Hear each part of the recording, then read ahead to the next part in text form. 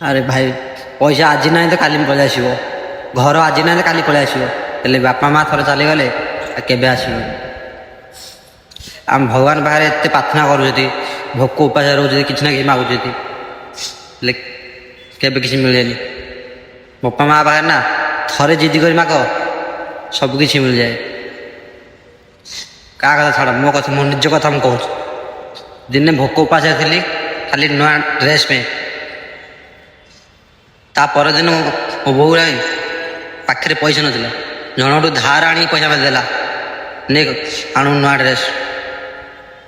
ଆଜି ମୁଁ ଭାବୁଛି ଆଉ କାହା ପାଖରେ ଅଳି କରିବି, କାହା ପାଖରେ ଜିଦି କରିବି, ସେ ମଣିଷ ମୋ ପାଖରେ ନାହିଁ। ଏ ଦୁନିଆ ଛାଡ଼ି ଚାଲିଗଲେ ମୋତେ ଏକା କରିକି।